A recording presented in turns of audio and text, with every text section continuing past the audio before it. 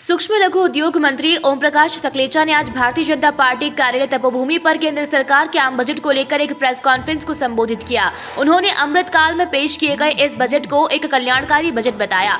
मंत्री ओम प्रकाश सकलेचा ने कहा कि ये बजट भारत को विश्व गुरु बनाने की दिशा में मील का पत्थर साबित होगा। बजट में हर वर्ग के लोगों का ध्यान रखा गया है। ये बजट आजादी के 100 साल बाद भारत की परिकल्पना का बजट है। इस बजट में किसान, मध्यम वर्ग, महिला से लेकर समाज के सभी वर्ग के विकास की रूपरेखा है। भारतीय अर्थव्यवस्था सही रास्ते पर चल रही है और उज्जवल भविष्य की ओर बढ़ रही है। ओम प्रकाश सकलेचा ने कहा कि कोरोना के बाद नीमच जिले में 150 नए इंडस्ट्रीज की शुरुआत की गई है, जिससे 10,000 लोगों को प्रत्यक्ष और 20,000 लोगों को अप्रत्यक्ष रूप से रोजगार मिलेगा।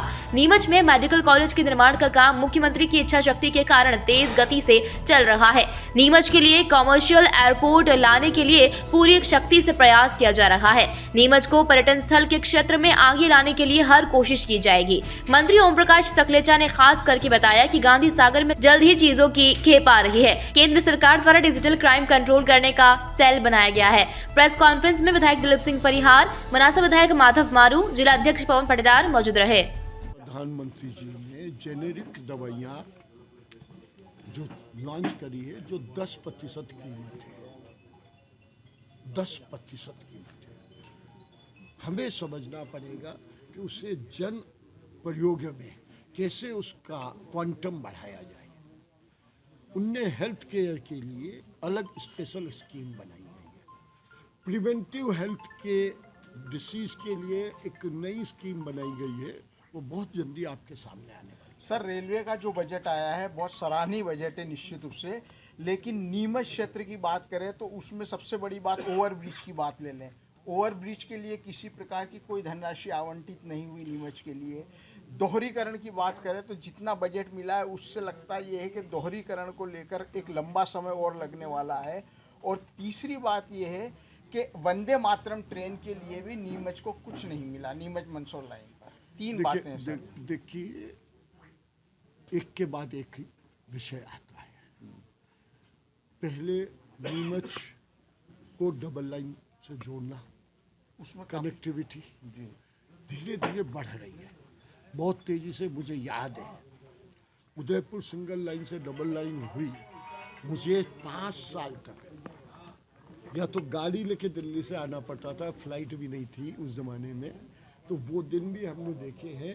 तरक्की हो रही है तेजी से। नीमच का भी इन विषयों पे नंबर आएगा।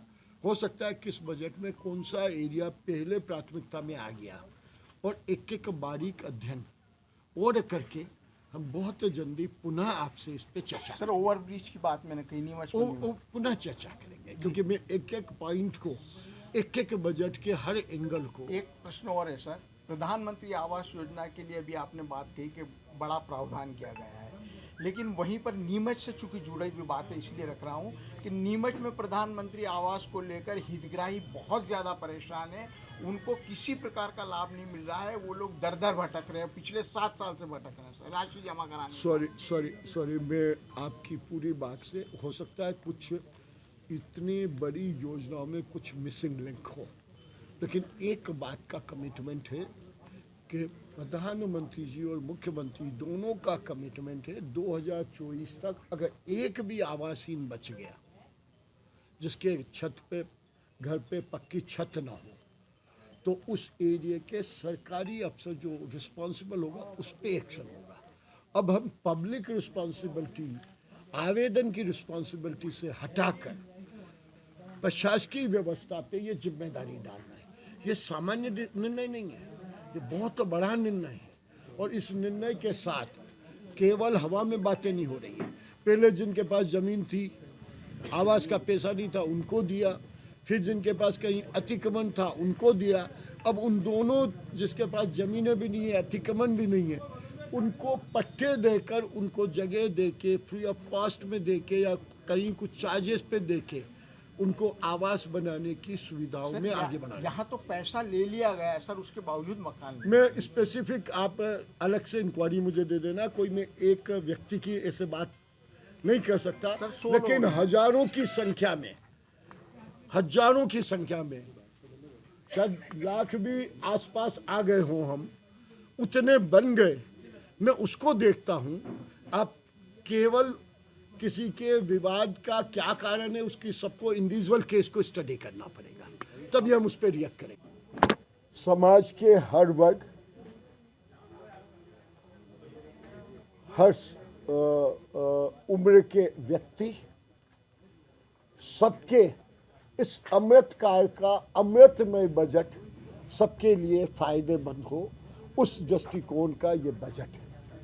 ये ऐसा बजट है जिसमें कई चीज़ों, चाहे आवास हो, चाहे रोजगार हो, चाहे महिला सशक्तिकरण हो, चाहे बच्चों की स्किल सेट कैसे इम्प्रूव की जाए कि दुनिया में भारत को वापस अगले 25 वर्षों में विश्व गुरु बनाने की मानसिकता को ध्यान में रखकर इस बजट को बनाया गया है। इस बजट में चाहे एमएसएमई डिपार्टमेंट हो, चाहे मछली पालन हो, चाहे पशुपालन हो, चाहे ऑर्गेनिक फार्मिंग हो, इन सब विषयों को भी बड़ा महत्व दिया गया है। इस बजट में ऐसी योजनाएं भी दी गई है कि जिसमें जल मंत्रालय का सबसे बड़ा बजट कि हर घर तक पीने का शुद्ध पानी कैसे पहुँचे उसके बारे में भी सोचा गया है।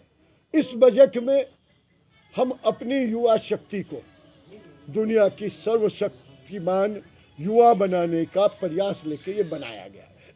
इसके लिए मैं पूरा तहे दिल से पूरे जिले के हर व्यक्ति की तरफ से हमारी वित्त मंत्री और हमारे आदरणीय प्रधानमंत्री जी दोनों का बहुत बहुत अभिनंदन करना चाहूँगा। बहुत बहुत धन्यवाद। नीमच से अब्दुल अली रानी के साथ पवन राव शिंदे की रिपोर्ट।